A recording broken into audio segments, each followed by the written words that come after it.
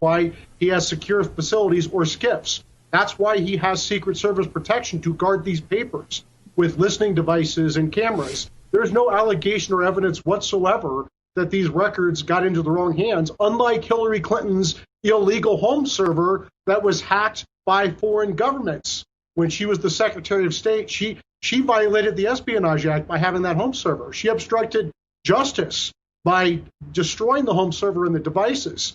She destroyed government property when she did that. There was no home raid. They didn't even question her. This is a political witch hunt against President Trump because he has declassified personal copies of the Crossfire Hurricane Russian collusion documents, and that scares the hell out of Biden, Obama, Hillary, Susan Rice, Clapper, the FBI, the intel community.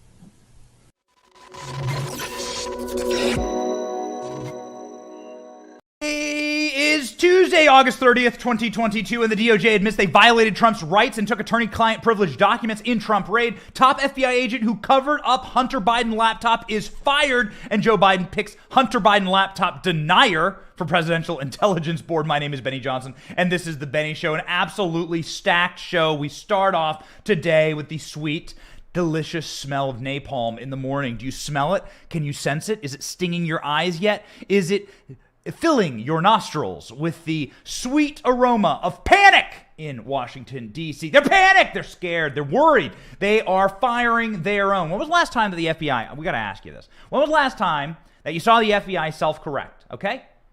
When was the last time the FBI was like, hey, we got a problem here. We got some major issues with our agents. They're going after regular Americans. They're trying to hurt the former president of the United States of America. We gotta rein them in. Maybe we should fire them. Tell the worst offenders to hit the bricks. When was the last time you saw the FBI go all Kool-Aid Man on their own people, smash through the wall and say, hey, you're out of here? Well, I mean, never. Not in our lifetime, certainly. And certainly not in any other era if you go back and look at the dark history of the FBI. And so here we have a situation where the FBI is actually self-correcting. What's going on? Panic in D.C. The smell of napalm in the morning. They're worried, okay? They're worried about the Republican majorities sweeping into office. They're worried about the majorities that are going to hold them accountable. They're worried about people like Chuck Grassley's and Mike Rogers's, the very moderate Republicans in the House and in the Senate with extraordinary amounts of power saying, we are coming for you. They're terrified. That's exactly why Dr. Fauci is resigning. It's exactly why Tim Tebow was sent out on his ass last night with a little box from his desk full of Hunter Biden pornographic images and crack pipes because he loves Hunter Biden. This guy, total scum, top FBI agent from the Washington field office, resigned from his post last week. This was actually Friday. The news broke last night, facing intense scrutiny over allegations that he helped shield Hunter Biden from criminal investigation into his laptop during and business dealings. Timothy Tybalt, an FBI agent, special agent in charge. This is a very high-ranking office. Special agent in charge is nothing to be messing around with. This dude, it was like up there. 25 years at the FBI, was forced out after he was accused of political bias in his handling of probes involving President Biden's son, sources told the Washington Times on Monday. Huge bombshell story. The agent was escorted out of the office by headquarters-looking types armed, the dudes with the earpieces, right? Yo, hey, those guys. Walking this dude out, telling him to hit the bricks, chucking all of his stuff into the middle of the street, kicking him in the ass on his way out. We don't actually know that. We're not sure. But that'd be great. That'd be great. Tybalt and the FBI didn't immediately respond for comment. Tybalt, a 25-year veteran of the FBI, had already been on leave after top Republicans in the Senate Judiciary Committee, Chuck Grassley, started raising concerns about the whistleblower claims the FBI had obstructed its own investigation into Joe Biden's son. The letter to FBI Director Wray in July, Grassley said that Tybalt and the FBI supervisory intelligence analyst Brian Outen were allegedly involved in a scheme to undermine derogatory information connected to Hunter Biden, falsely suggesting that it was disinformation. Well, that's really interesting. Miranda Devine, one of our favorite reporters and the writer of the Hunter Biden Laptop from Hell book, had this to say about the glorious agent Tim Tebow. live on television last night upon his firing. Seconds afterwards, we love Miranda. She's a friend of the show. She's as good as they get. She works for the New York Post, and we look forward to having her on, I think, later in the week. My producer will have to tell me, but here was what Miranda had to say about the scumbag agent who's now going to be hitting the bread lines in Washington, D.C. They are, and in fact, I think a big CYA moment happened today when the Washington Times has just told the story that Timothy Thibault, who's the FBI agent mentioned by Chuck Grassley Yes. and his whistleblowers, that was active in suppressing any derogatory information about Hunter Biden, which basically means about Joe Biden, because Joe Biden was up to his neck in Hunter Biden's influence peddling operations overseas.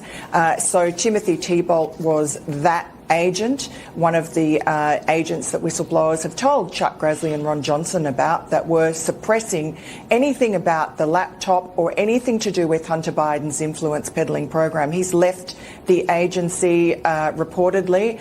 Also, there is a story that Timothy Thibault also, apart from having rancidly anti-Trump and anti-conservative social media output, also was purging the agency, at least in Washington, of any agents who were not vaxxed, because he suspected them of being conservatives. Oh, my God. And also any agents who attended a Trump rally in Washington, D.C., which is perfectly legitimate, on January 6th. So here's this guy going through this absolute loser, soy, beta, sobby, lib, going through with his wet pants into the FBI and crying about unvaxxed FBI agents who may like Donald Trump, and trying to purge them from the Bureau. This is the type of environment you would expect at Twitter headquarters, or at Salesforce, or at the lesbian-owned soy coffee shop down the corner. All organic beans grown inside of socialist and communist countries, employing slave labor. This is the kind of activity that you would expect inside of like a liberal arts feminist college studies major section. Again, I don't spend a lot of time at liberal arts women's feminist college study sections, let me tell you, but they are nasty, nasty people, and you don't want to hang out around them. This isn't what you'd expect from an agent at the FBI. This isn't what you'd expect, this kind of like seething slacktivism. This isn't what you'd expect, this repugnant anti-Trump social activity. You could see if you look into this guy's social activity, he's like clicking and liking and promoting like these blue and on venomous anti-Trump tweets, these venomous anti-Trump articles. This is an FBI agent who is in charge of the Hunter Biden laptop investigation, sharing anti-Trump articles, like the kind of seething, like Lincoln Project style stuff. You know, he shared a Lincoln Project piece of content. This is the kind of stuff that Chuck Grassley was discovering. And here's the kicker. Man, are you sitting down? As Samuel L. Jackson would say in Jurassic Park, hold on to your butts. You ready for the doozy?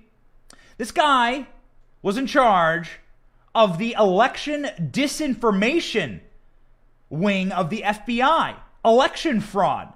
This guy, the guy who essentially covered up for Hunter Biden's laptop and promoted the lie to Facebook and many other platforms that Hunter Biden's laptop was Russian disinformation. Meanwhile, he has a copy of Hunter Biden's laptop literally sitting right next to him. Okay? It's sitting right next to him. He has it on his lap. He turns it on in order to heat up his lap in the middle of the day. Hunter Biden's laptop sitting there on his lap. He's the one selling the lie that it came from Russia. He knows damn well that it's real. This piece of scum is sitting there, has the audacity to go and make a video for the FBI that said, hey, we take this stuff really seriously.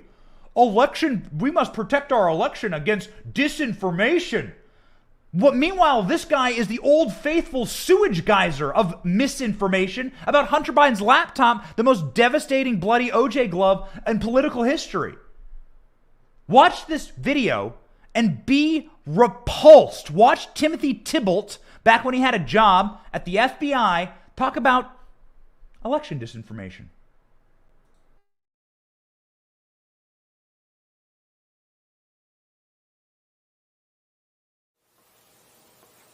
The FBI is charged with protecting the rights of all Americans, including their right to vote. While the responsibility to ensure a fair election process lies primarily at the state and local level, the FBI takes allegations of election-related violations of federal law seriously. The FBI investigates federal election crimes that generally fall into three categories: campaign finance crimes, voter ballot fraud, and civil rights violations.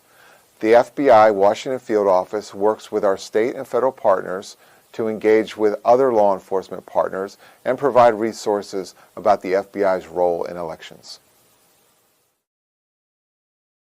Why is it always those guys? Why is it always those guys, right? It's always the guys who were bullied in high school, the porn addicts, the like doughy, goofy looking, like little beady-eyed dudes. Those are always the guys. Remember Peter Strzok when he was testifying before Congress, how he's slithering and writhing? Why is it always these guys, these total scum, these soy boy betas? They get in charge, they get a little bit of power, and then they go all full Stalin, right? They go like full KGB when they get like a teeny ounce of power.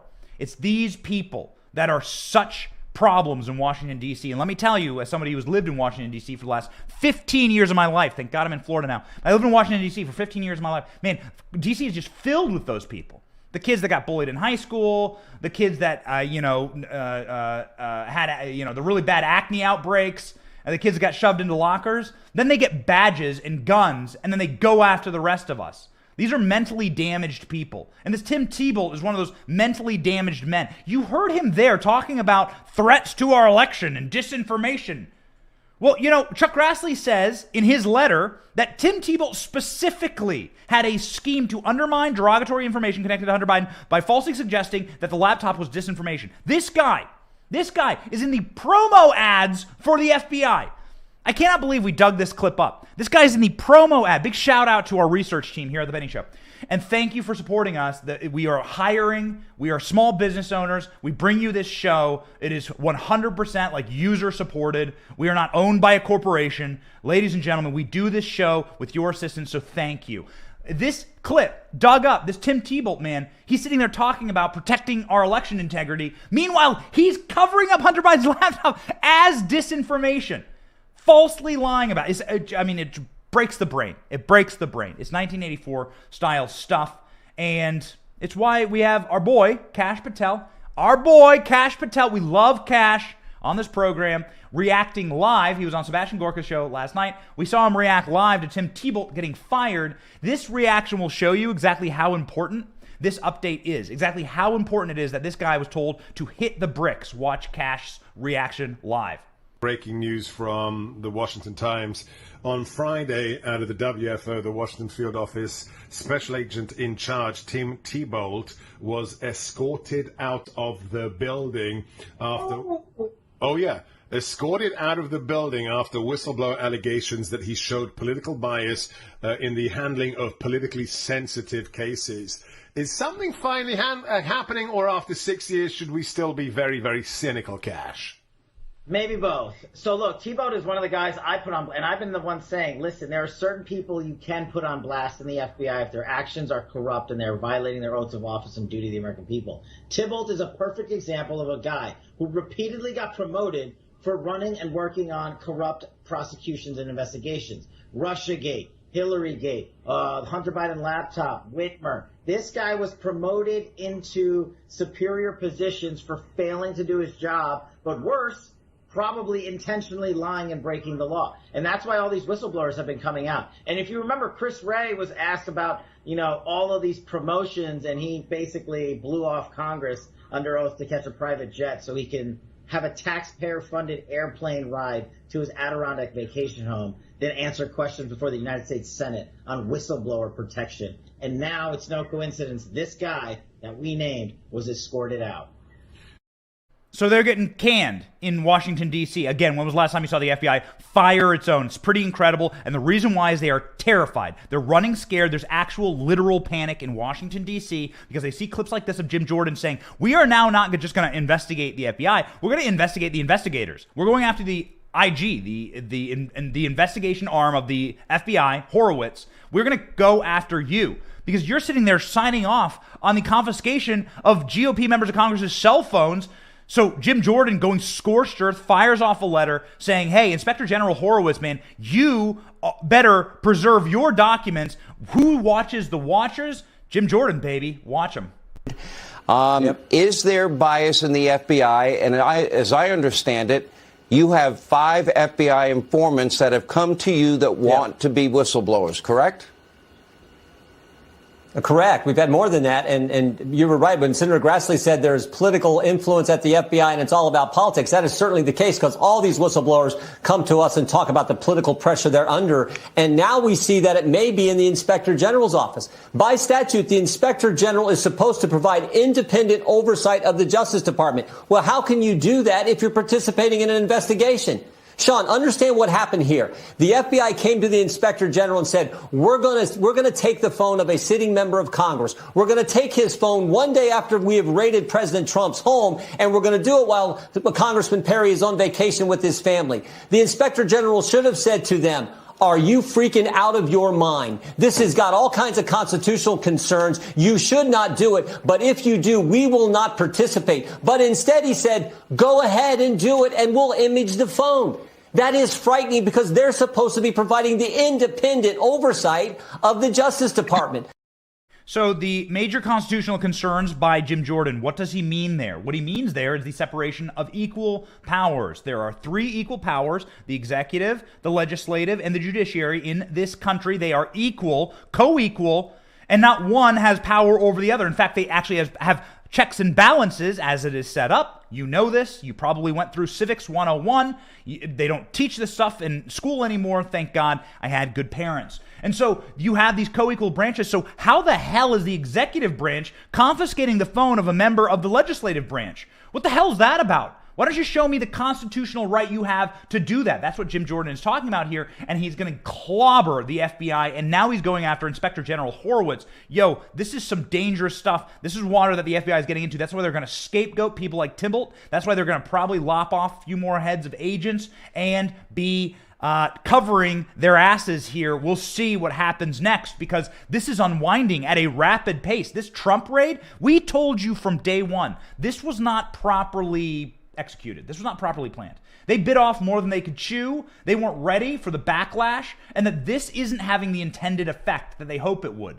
So they're getting ready for a major battle in Washington, D.C. and in districts of Florida where Donald Trump has filed lawsuits. And now the FBI is straight up admitting that not only did they take Donald Trump's passports, as we covered in their theft of everything inside of his safe, which is where you would keep a passport, but now they're admitting that they took attorney-client privilege documents from Donald Trump.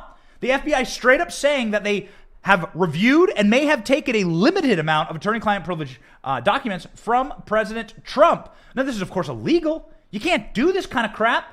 This is the kind of stuff that gets like your case thrown out, right? So if you like if you take a bunch of documents, if it's not legal, okay, to take documents from somebody and their lawyer, there's long-standing precedent here, and then use it against them in court of law. These are the kind of grounds for like any judge in America to be like, yo, you behaved illegally.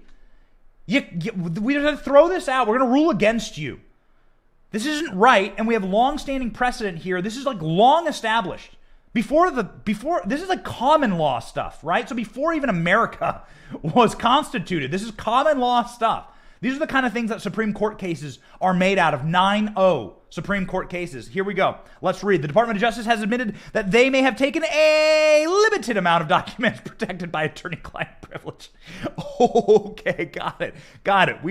We released a limited amount of weaponized uranium into the water. Don't you worry about it. When your kids start to glow, just call your doctor. The privilege documents were taken when they raided Donald Trump's home. In a filing on Monday, the U.S. Attorney Juan Antonio Gonzalez wrote that the team reviewed and identified a limited number of materials that could potentially contain attorney-client privilege information.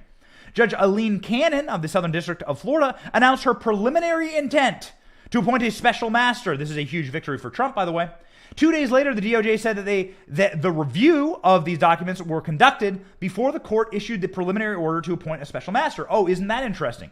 You know, like if you're standing at the DMV line, you're going to be there for the next 17 hours, okay? You're going to sit there, you walk into the DMV, you look over, there's like a skeleton with cobwebs on it. All right, it's not a Halloween decoration. It's like someone who's been waiting there. The federal government, it turns out, can act with extreme speed and extreme urgency when it's Donald Trump, okay? When it's Donald Trump coming in. This is the kind of stuff that the federal government can do. Here's the latest report on the privileged documents being taken and what it actually means. Clip D. The Justice Department made that revelation just a few hours ago in that filing where you said they found a limited set of materials that contained some sort of attorney-client privilege. Now, attorney-client privilege is something the Trump legal team has brought up multiple times. The team also wants to look at executive privilege and wants a special master to take a neutral third-party look at the evidence the FBI took from Mar-a-Lago on the 8th of August. The purpose of that special master to determine if certain evidence is outside the scope of the investigation and must be returned. Today, DOJ filed the paperwork suggesting to the judge a special master is maybe a moot point. DOJ has also announced it conducted an independent review of the materials and is working with the Director of National Intelligence, Avril Haines, and her team to look closer at the hundreds of classified documents found at Mar-a-Lago. Several members of Congress are told Haines and the intelligence community will conduct an assessment of the potential risk to national security that would result from the disclosure of relevant documents. So here is the twist that you got now. The twist is that Donald Trump has a new attorney. His name is Jim Trusty. Jim Trusty is a former FBI agent. Jim Trusty is a former FBI lawyer, former DOJ lawyer. Jim Trusty knows his ways in and out of the rat holes of the federal bureaucracy, and now he represents Donald Trump. Jim Trusty was doing his first appearance on cable news as Donald Trump's lawyer yesterday, saying, hey, we ain't going to stand for this. We are going to drop the hammer on these people. They have behaved illegally, and we are going to fight them tooth and nail, and this is going to backfire for the people who are running this operation, which, by the way, Avril Haines, as you just saw in the previous clip, that's a former Obama appointee. She's part of the unholy trinity of Susan Rice and one other person who her name escapes me right now, but she's serving as the Deputy Attorney General right now. If you're wondering if this is Obama's third term, look at Joe Biden's staff. Look at them. From Jen Psaki to Ron Klain to the people who are investigating Trump right now, it's all Obama people. Every last one of them, including but not limited to Joe Biden, who's an Obama person. This is Joe Biden's third term. Everyone knows it. This is why the Babylon Bee can write headlines that Joe Biden hears the president got COVID and he picks up the phone to immediately call Barack Obama. This is what makes headlines like that funny, and if you don't laugh, you're going to cry. The person who may be crying right now is Merrick Garland and Christopher Wray, seeing that Jim Trusty is now Donald Trump's lawyer and is ready to drop the boom. Watch Jim Trusty yesterday, a very commanding man. Have a listen. And look, they obviously moved very fast on this. They had an opportunity to use the unilaterally imposed filter team. We didn't have a voice on how they set up a filter team. And now they are trying to suggest with this pleading, like, Judge, don't be surprised that we've already taken care of all this. Nothing to see here. Well, we're not in a position where we can really have a lot of faith in that. We still need judicial intervention. We need a judge to monitor our access to these documents. We haven't had a single phone call from the filter team telling us anything. This is the first knowledge we had about their findings on attorney-client privilege. They've decided to ignore the concept of executive privilege, which is an interesting wrinkle. They're ignoring the Presidential Records Act, which we think is the incredibly important overlay for all of this. So we have a lot of problems really accepting everything at face value that's coming out of DOJ these days. It's a very politicized place, I'm sad to say, and there's still a need for a judge to get involved on every aspect of this, checking their assertions of privilege, but also giving us fair, timely access, letting us build a case for why this search warrant was not only essentially morally wrong, but legally wrong. Here we go, baby. Not only morally wrong, but legally wrong. We've had multiple experts on talking about that exact point. Was this legal? What are going to be the ramifications? Now, of course, Mike Davis came on and gave an excoriating conversation about what it would be like in the Supreme Court if this were to be litigated and how you'd get a 9-0 ruling in favor of Donald Trump and in favor of the executive. How many constitutional rights were violated? How did they violate these rights, and who will be held accountable? Joining us now on the program, Executive Director of the Right on Crime, Brett Tolman, who had a wonderful Twitter thread last week. We read it for you live. We reached out. We said, Brett, man, you're on fire. Come join the program and tell the beautiful people what's going on here. And your organization is the leading organization in the country for trying to teach the right how to address these sort of issues and how to be better as far as the legalities of the day-to-day and how we talk about them. This is clearly top of mind for every patriotic American. What's happening at Mar-a-Lago? Could it happen to me? What crimes have been broken? And what's your major takeaway so far, Brett? Yeah, that's really the key right now is, you know, the organization that I lead is a group of people that have been in the criminal justice system working. They have decades of experience. And the reality is we have been sort of outraged at the use of the criminal justice system in inappropriate ways in this country. We see hypocrisy. We know that there are ways to fix the criminal justice system, but the left has always come at it through emotion, through politics. It makes for bad law, and it creates, you know, very bad results as we're watching. So I hope that our organization becomes, just as you described, that key organization that people want to know what are their thoughts on this particular issue and that issue. I spent 25 years in the criminal justice system, over a decade as a federal prosecutor, 4 years as a U.S. attorney appointed by President Bush. I have drafted affidavits and search warrants for hundreds of cases. I look at what's happening in this case. I never believed that the Department of Justice would be not only pursuing such a politicized approach to a case, but they would be the ones to create the basis, the evidence, and the justification for pursuing it. That was beyond my comprehension over the last 25 years. So please unpack that for us. What do you mean by create the evidence and the justification? Can you help us understand this? You know, I had a case, one of my first cases where I really, raised my eyebrows at the FBI was they asked me, I was U.S. attorney at the time, they brought to me a case in which they wanted to pursue against a sitting member of Congress. They wanted me to authorize it. I read the 302. Remember, the 302 is an FBI report. And for years, they've had a policy that they will not record an interview. So you only have the FBI's version of what an interview is with either a target or a witness. They won't record it. So you have their impression, and they're writing down, and they're supposed to be writing down, as verbatim as they can what the target says. I read this 302, and I put the paper down, and I said, "You're actually trying to come up with the evidence. You're not let the evidence drive this case." I said, "There's no way I'm going to authorize an indictment. You've manipulated 3 or 4 witnesses. This report is clearly one where you have an angle and you're pushing it." Wow. And I was one where it was a Republican at the time. I was appointed as a Republican, and certainly I wanted to clean up my backyard. If there was a corrupt politician, I wanted to prosecute him, didn't care which party he was in. That was my first exposure to understanding that there are times when the FBI, an agency that is not held, keep in mind, they have no accountability. You have one office in the Department of Justice that is allowed to actually go in and investigate or to hold accountable federal prosecutors and agents. And that's the Office of Professional Responsibility.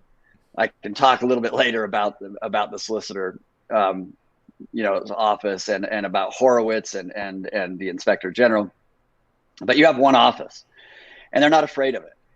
And so when you have decades of unaccountable power, no transparency, you can build within the ranks of a large bureaucracy individuals like Thibault and others where they believe that the end is very much justified by whatever means possible to get there. And so I observed cases in which they manipulated to get the evidence in order to support what they wanted to prosecute, as opposed to taking a look at a case and saying, where does the existing evidence lead me and to which target? It was my experience, the more I worked in the criminal justice system, it started happening more and more often that the target was selected, and then they worked backwards to create the path in order to prosecute the target. This is bombshell stuff, Brett. I mean, so you're talking about crimes in search of evidence. That's right. Absolutely. I had a case in which individual requested that I had indicted, took it to the grand jury. I was 99% sure I had the right guy. He asked to meet with me. The only target and defendant that ever asked to meet with me. So I set up the meeting, myself, an FBI agent, a few state agents. We went in there. He confessed to 26 different robberies, but then said, I did not commit this robbery. So we left the meeting. I turned to the agent. I said, what are your thoughts on this? And he said, he's just scared of the federal system. The penalties are so much tougher in the federal system. I said, I don't know. I want you to reinvestigate this. So he reinvestigated it. Turns out we had the wrong guy. Absolutely wrong guy. We had already indicted him. The FBI in that case had picked him, believing he was the one, and built the case around the conclusion that he was the one. So, if that happens to somebody, if that can happen in our criminal justice system, imagine then what it must feel like in the top layers of the FBI when you have a Jim Comey that says no reasonable prosecutor would pursue Hillary Clinton. Well, that's not true. I mean, it's a better case against Hillary Clinton than anything that's been alleged against President Trump right now. Wow. And a reasonable prosecutor is just a prosecutor who believes they should pursue the case. And so when Comey stands up and gives us that message, it was really a bell ringing moment for me, because it was unprecedented for the Department of Justice, one, to speak about the case. It wasn't the Department of Justice speaking about it. It was the head of the FBI. And then that's when it really dawned on me that this behemoth of a law enforcement agency has grown to such a degree that we're going to have some real trouble. But I never anticipated it would be going after a former president and current political rival of the existing president in the White House. We have an optimistic show here and an optimistic audience, people that believe in America, people that love this country a lot. We see the firing of Tim Tebow this morning, and people are saying, hey, maybe this is like a step in the right direction. I would love to hear your thoughts on it. Yeah, I'm a little more cynical about it. I think he's an area of vulnerability, right? Mm-hmm. They see him as having been identified. Whistleblowers may have already sort of displayed what he's been up to. Get rid of him before it becomes worse, so they can say to Congress, hey, as soon as we learned, we took matters into our own hands. The reality is he has progressed up the notches in the FBI, just like many others. I mean, you highlighted Peter Strzok. I can't tell you how offensive it is to watch and see these agents at the top level of an agency like this with so much power and so much ability to use that power without accountability, to be promoted and pushed up the line. And I knew Chris Wray. He was in the Department of Justice when I was U.S. Attorney. Very sharp, very intelligent, very ambitious. And that's what the FBI has. A lot of very sharp, intelligent, ambitious people at the tops of the bureaucracy. And that's when it becomes very, very dangerous. So it does become dangerous. It becomes enraging for Americans to see documents like this. You said that you've written your own affidavits, and I'm sure have you written hundreds, thousands? Yes, hundreds of them. So you've written hundreds of them. Did you ever write them? Sorry, this is upside down. Not that you could tell. Did you ever write them with a ruler and a highlighter like this? No. You got ink on your fingers writing them? Yeah, I mean, one thing that I also never did, even in some of the most complex cases I did, never had a search warrant affidavit that was 38 pages. If I had to use that much effort to try to show that the law was on my side and the facts were on my side, I knew judges that would say, I'm more concerned about the effort you're taking to try to convince me. I mean, this is 38 pages they're dedicating. And you see, I mean, I've talked about the weaknesses of what we do know about what's in that affidavit, the unredacted portions. But unless those blacked out sections unless they identify a very dark and sinister behavior on the part of President Trump to take those documents, to withhold those documents with an intention to either give them to an adversary of the United States or to profit on them by himself, unless that's in there, and I'll tell you why I think that's not in there, but unless that's in there, nothing that is unredacted justifies the search warrant to begin with or the manner in which they executed the search warrant.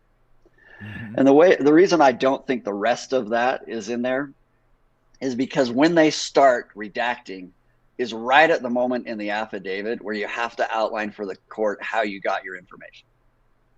I think everything that's redacted is the how. It's not, it's going to be about a Secret Service agent who came forward. I don't know that for sure, but my guess is that that's one of their informants who they're trying to keep quiet, or somebody else that works at Mar-a-Lago. And they identify how they went about. And in that description, oftentimes it's very tempting to believe, because the way they draft those is to suggest that somebody so honorable came forward and gave us all this information. You start to believe in the essence of that document, and that there really is, something nefarious and criminal going on. But I'm still shook by the first part of the affidavit, which is supposed to lay out the legality, the laws that are violated, and the facts that support that probable cause suggests that Trump is the one who is violating those laws. That's not there. We don't have anything other than what appears to be a back and forth among Trump lawyers, among the National Archives and DOJ in terms of what is the law, what applies, and what is Trump allowed to keep. That to me is not outlining criminal statutes that you believe have been violated, and you have probable cause to believe that this former president violated them. So, I mean, you said it might be a Secret Service agent that came out as a whistleblower. Maybe that Secret Service agent, the same one that was driving the Beast when Trump commandeered it, when Trump smashed, right through the wall and took it. Maybe he's just, maybe just butthurt. Nobody knows. And so we just want to say, seek help, seek therapy if that's you, Mr. Secret Service agent. What I would, in all seriousness, what violations do you see here? Let's say that you were let's say that you were just simply in a cold case here acting to protect the rights of someone's Fourth Amendment in a case like this, and then to protect constitutional executive powers that have been already litigated, right? So it's all based on pretext and past cases. The legality of the past cases are pretty clear here when it comes to the presidential documents, and it doesn't make the angry librarians in the bowels of the National Archives a paramilitary force. Maybe I'm wrong. Could you outline sort of where the constitutional lines are drawn here? Yeah, if this was a regular citizen, you would look at this and you wouldn't have much question that you have a really serious issue on your hand. And in fact, I have a case right now where an individual I'm representing is accused of being in possession of, classified information.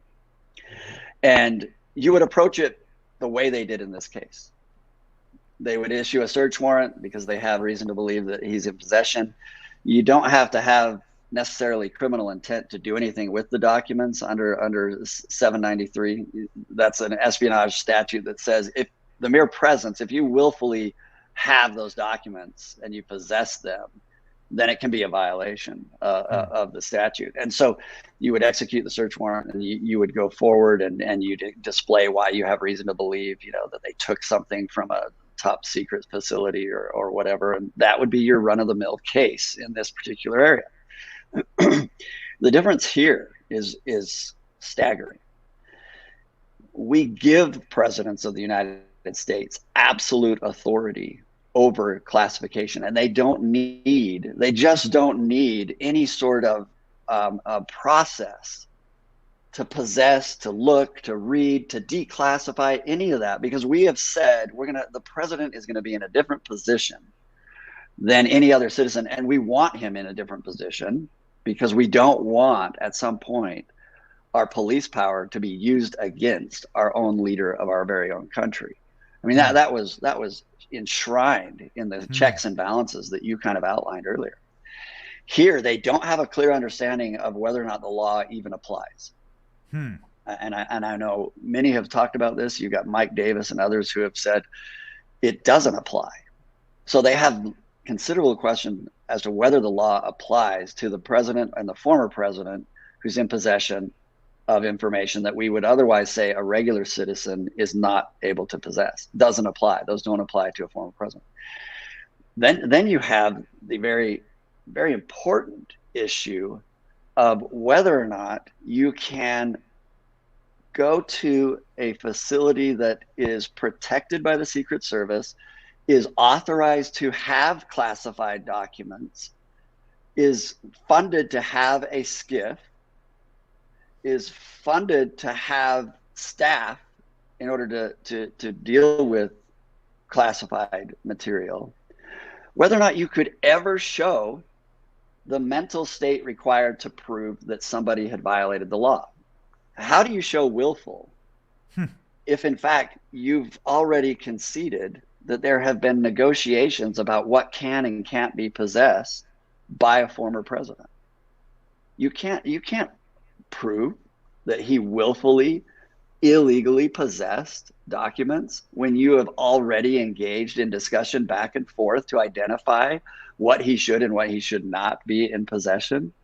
And so the very constitutional protections that you and I in the Fourth Amendment say, we're very grateful for have been thrown out in this particular case, because they're not concerned about how overbroad it is. They're not concerned about whether it specifies a law that is actually criminal statute that could be violated. They're not concerned about narrowing the scope of the search warrant.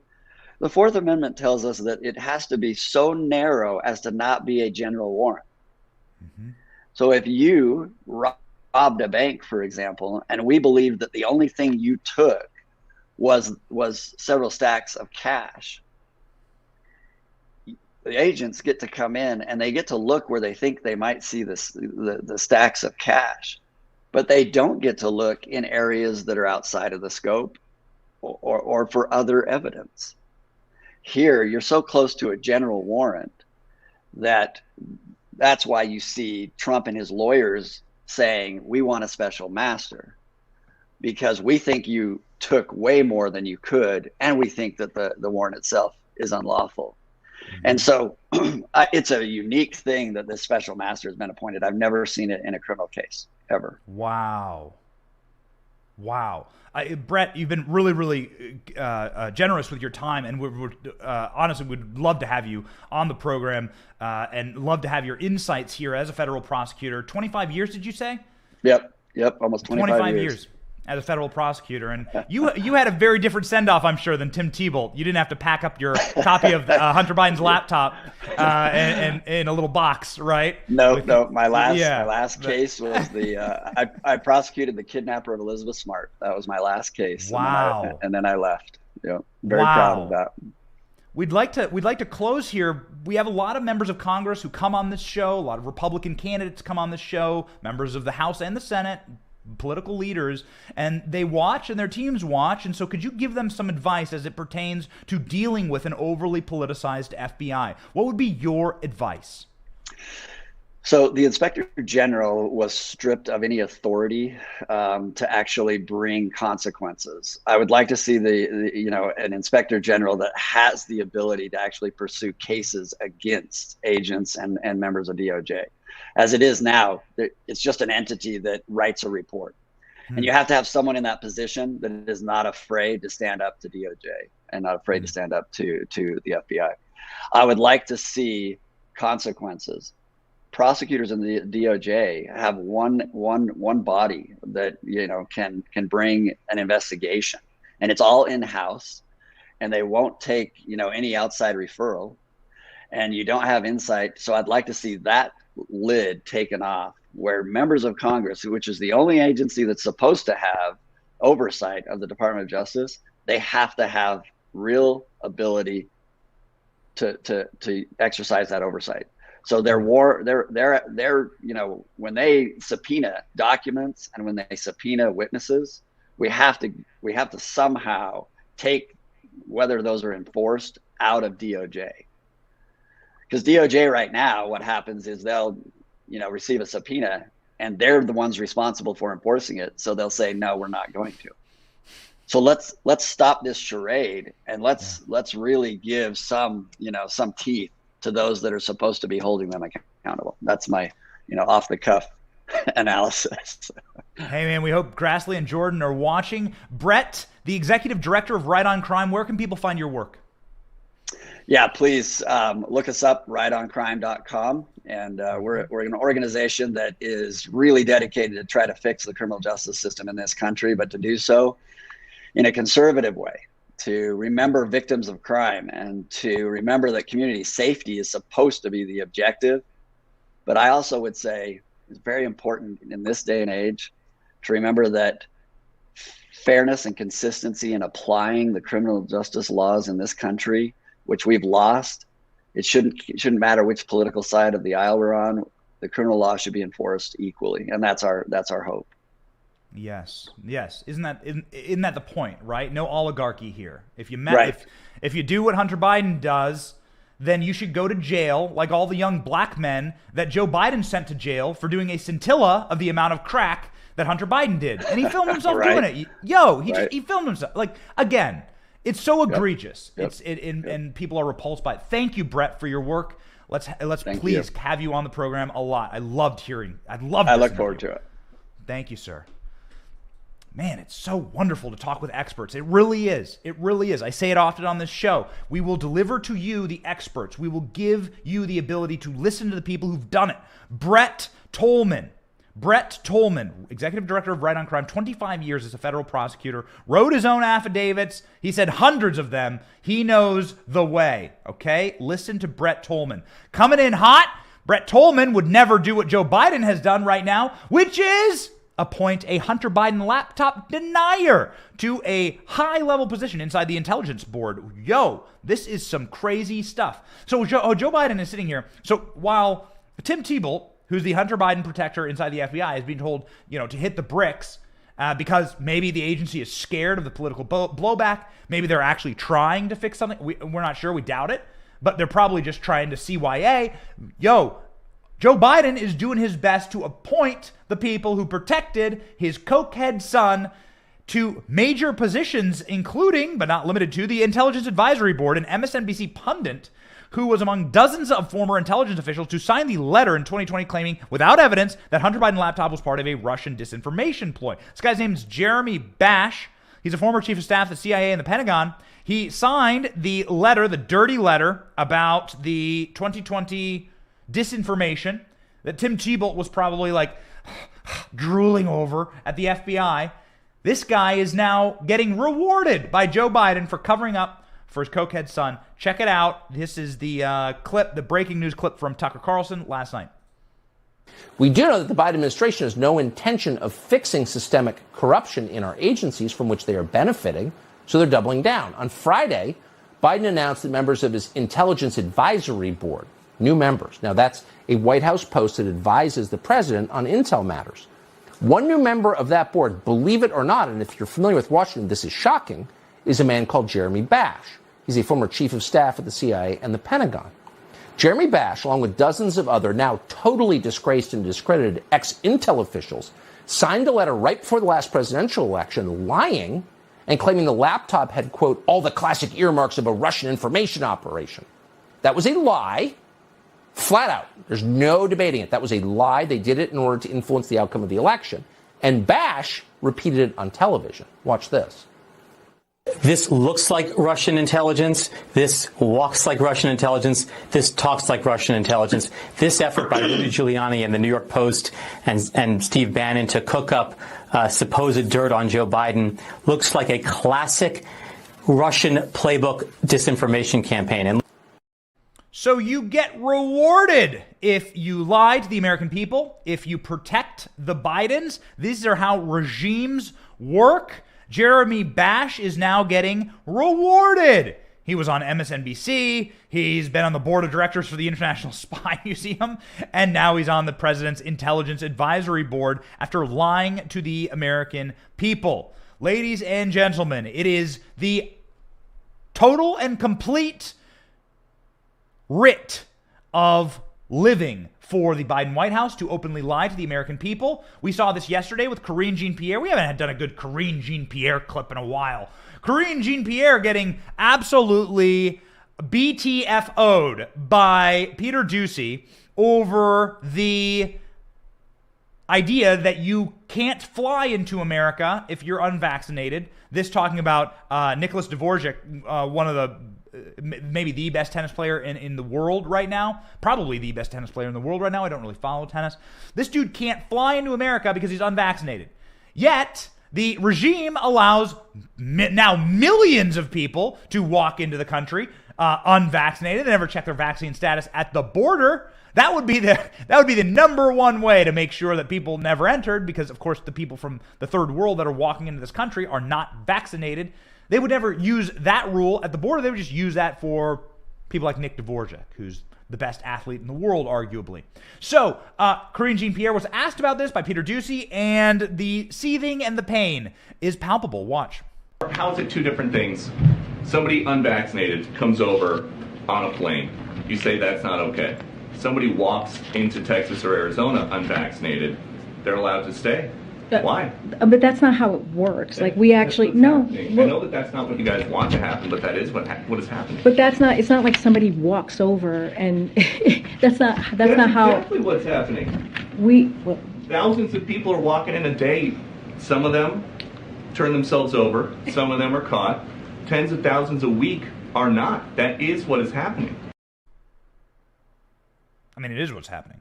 Do you remember 1984 when the party, the final and last command of the party that's in charge is to not believe your own eyes and ears? Do not believe the information gathered by your own eyes and ears. Karine Jean-Pierre goes, that's not what's happening. Peter Doocy is like, people are walking in this country. And Karine Jean-Pierre goes, That's not what's happening. It's not what's happening. Karine, we got some tough information for you. Check it out. We actually pulled the tape. Wasn't even hard to find. Look.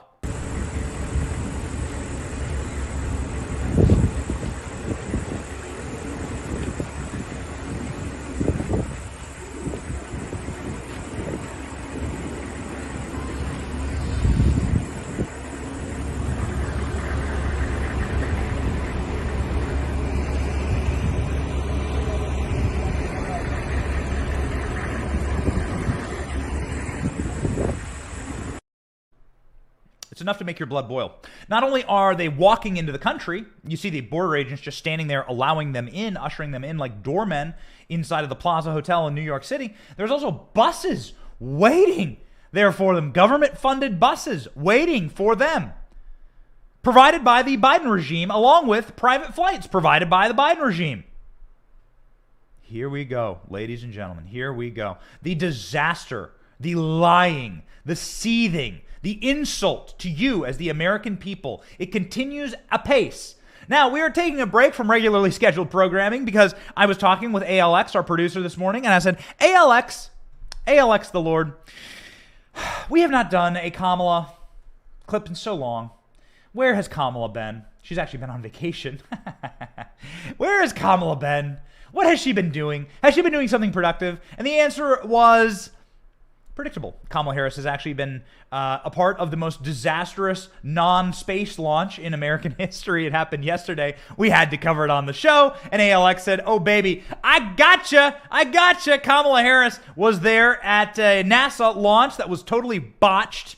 No, thankfully no one was hurt, but the rocket ship couldn't take off, okay? And I don't know, probably because Kamala Harris was cackling so loud at such a high-intensity pace that she cracked part of the windshield that would have protected the astronauts. That's my guess. I'm not a scientist. Vice President Kamala Harris, however, was also making a fool of herself. She was asked by reporters. This is her first reporter avail in many weeks. You haven't seen anything from Kamala Harris because she's been on vacation in Indonesia or something like that, some country. She's been like vacationing in China, Xi Jinping's like riding on Xi Jinping's lap. I don't know, man. What has she been doing? She's somewhere in the South Pacific. Anyway, Kamala Harris is finally out in the open, and she was asked about a number of things. This is her first press avail. It was so predictably cringy. She was asked, how about the student loan thing? You're like Kamala, you're hip, you're down with it. You're supposed to be cool with it. You wear sneakers to go do your thing. Like, aren't you supposed to be down for the kids? Why don't you tell us how it's fair that people who paid off their student loans, like your boy sitting here in the chair, people who didn't go to college and decided to learn a profession instead, like our boy Royce over here in the chair. Royce, can we unveil the Royce cam? All right, here we go. There's our boy Royce. There we go. We call him Rolls Royce. There he is in the chair. Look at him. He's giant. He's like 8 feet tall. Look at how little I am. And Royce, he's massive. He's massive. You got the angle. That's Rolls Royce. Rolls Royce is 20 years old. He didn't go to college. He learned a profession. He learned a trade and applied for a job. And we're hiring. We are hiring, actually, here at The Benny Show. So go ahead and check us out on, what would it be, LinkedIn, ZipRecruiter, things like that on our social media. We'll do some major promotions, and we're very excited about the growth here at the company. Royce didn't have to study lesbian queer theory at Brown University and rack up $250,000 worth of debt.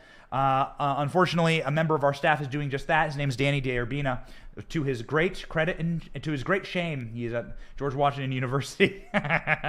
On blast, Danny. Kamala Harris had nothing to say about loans. Well, actually, if she had nothing to say, it'd be amazing. She actually did say this about loans. Get ready. Kamala Harris, in all of her glory, back at it again, shooting word salads out of her mouth like she worked at Olive Garden. Go. Who specifically is footing the bill for student loan forgiveness? We haven't gotten a concrete answer from the administration yet. Well, let's start with this. First of all, a lot of the same people who are criticizing what we rightly did in following through on a commitment that we made to forgive student loan debt are the same people who voted for a tax cut for the richest Americans. So when we look at who is benefiting from this, 90% of the people who are going to benefit from student loan forgiveness make under $75,000 a year. And that debt has been the reason that they're unable to start a family, buy a home, and pursue their piece of the American dream. Hey, lady, if you went and got a degree and it doesn't allow you to pay for that degree, why am I paying for that degree? How does that make sense? Boy, this stuff grinds my gears. This is a bailout for leftist voters and the most worthless among them. If you can't pay off your degree with the job you got, as Kamala Harris just salad shot out of her mouth, then why am I supposed to pay off that degree? There's no such thing as debt forgiveness, right? There's debt transference, and the debt transference is to people like Royce and the people like me who paid off our degrees or didn't get degrees and went and learned something useful. This is how society is supposed to work. And if you made a dumb decision, there's supposed to be consequences to that decision. Dude, this stuff makes my blood boil. Something that wasn't boiling during the NASA launch was the engines and the fuel inside of the rocket ships, because the NASA launch was scrubbed due to an engine problem at the United States space program. But Kamala Harris used it as an opportunity to say that space is there for the advancement of all womankind. It's so cringe. Go, play it. I'm so proud of what is happening in terms of our space program and the leadership that the United States is providing to the world. The Artemis program is the beginning of the next era of what we have a history and a tradition of doing, of providing vision and inspiring innovation in a way that is going to benefit all mankind and womankind. Oh, Abe. Oh, Abraham. What has happened to this nation? My sweet Abraham Lincoln statue here, ladies and gentlemen. What has happened to this nation? When I see clips like that, what I do is I take the statue, which is very sturdy and very hefty, and I slam my skull into it. Wow, how the mighty have fallen. This is not the first time Kamala Harris, of course, has had a NASA cringe moment. Our wonderful producer, ALX, the Lord, has pulled this gem from the archives. Flashback, Kamala NASA cringe. I just love the idea of exploring the unknown. And then there's other things that we just haven't figured out or discovered yet. To think about so much that's out there that we still have to learn. But the other, you guys are gonna see. You're gonna literally see the craters on the moon with your own eyes. Oh my goodness. With your own eyes, I'm telling you, it is gonna be unbelievable. It gives us a sense of the magnitude of it all. Earth is kind of small. Yeah. Right? The Earth is like a speck. Kids, don't do drugs. Don't do drugs. Don't be addicted to uppers and drink pure Chardonnay for 24 hours. You'll start acting like that. Please, kids. This is like a PSA. It's not for NASA. This is like a PSA for the for the DARE program, Food and Drug Administration. Don't do drugs. Somebody who's going to be doing a lot of drugs this week is Joe Biden before his primetime address to talk about the battle for the soul of the nation after calling MAGA Republicans fascists. President Biden will speak Thursday about fighting for democracy at Philadelphia's Independence Hall because, of course, Joe Biden called the MAGA movement a fascist movement. This is, by the way, the guy that uses the federal police enforcement arm in order to attack his political rivals and wants to shut down speech and wants to force injections upon you for you to have a job. Yeah, this is the guy calling you a fascist. This is the guy going on TV to call you a fascist this week. This is what Joe Biden's speeches sound like. Go. I don't respect these MAGA Republicans. Okay, we don't respect you, Joe. What do you want from us? So he's going to go to Independence Hall. Don't get shot. I mean, come on. Like, Philadelphia is like the most dangerous city in the world. We really mean that, by the way. Like, we don't want any harm to come to anyone on this program. No matter what, we only have nice things to say about people's health and livelihood. We want America to be a healthy, happy place. That's why Joe should maybe take a time away from speeches in Philadelphia talking about fascist Republicans and maybe look at the fascist Democrats that run Philadelphia that have plunged it into a third world hellhole. What's the murder rate in Philadelphia right now? What's the murder? It's like the deadliest. Every time you see a video of somebody getting like carjacked at a gas station, it's like right in downtown Philly.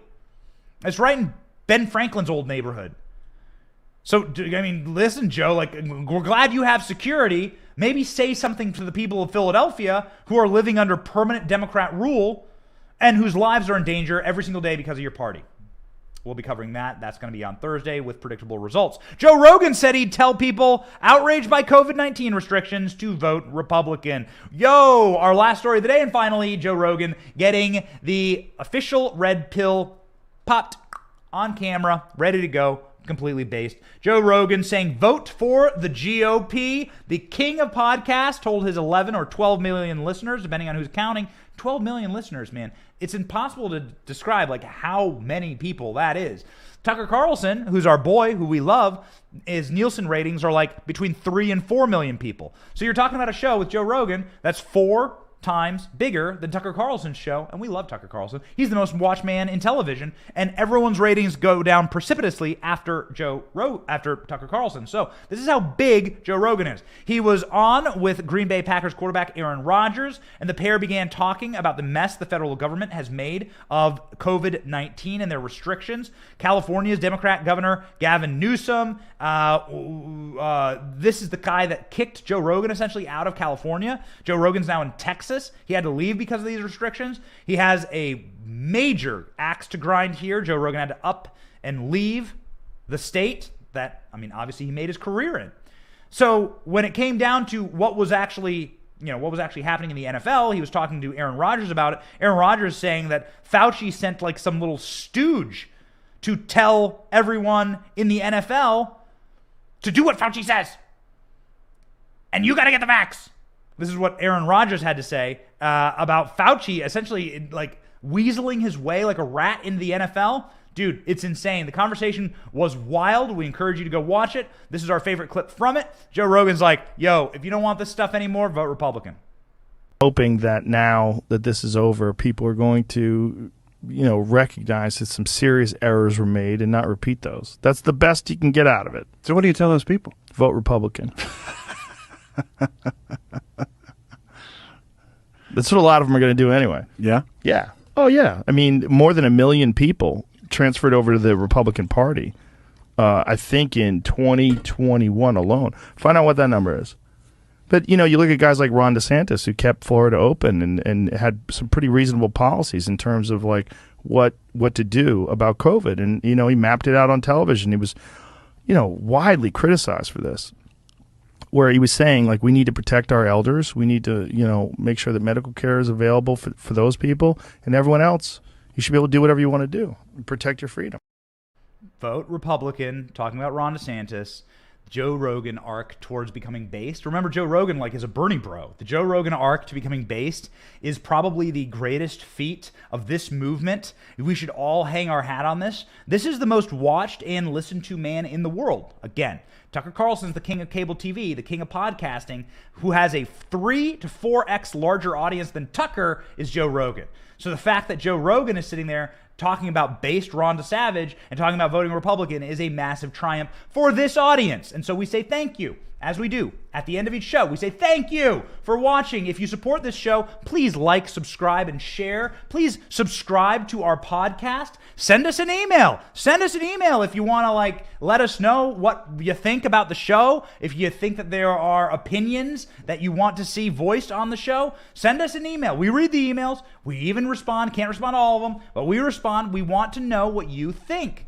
And we want to know what's driving you. This is a user-generated show. We bring on the guests that will make us that will make you smarter, and we bring the news to you that is being hidden from you everywhere else on social media. In fact, there was unfortunately a fake story that broke that everyone's having to correct during the show.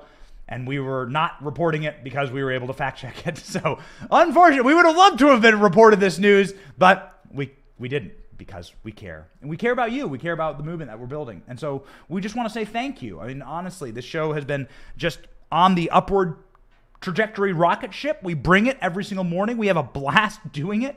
We're laughing. We're jawing. We're shadow boxing. We're going, baby. And it's time for us to take back this country. The only reason we do this, again, we don't have corporate sponsorship. Yeah, we're not like owned by Fox. We're not owned by some corporation. We're doing this like out of a garage. The reason we do this show is because we care. We literally legitimately love this place a lot. We love our kids a lot. I have 2 little girls. We do this show because of them. And if you check my social media stories, you'll see it. Like, I'm just a dad. I'm just a dad. I want a better country for my kids. That's the driving motivation. That's it, baby. And that's all you really need. You get your priorities right, and my priority is a God, family, country, and then you get to thinking totally differently, okay? The way I think is that we were born free men and women, and we intend to stay that way, and the only way we're going to do that is if we demand our freedom, if we fight for it, and if we keep this country free. Ladies and gentlemen, that's what we're doing on this show every single day. My name is Benny Johnson. Thank you for watching.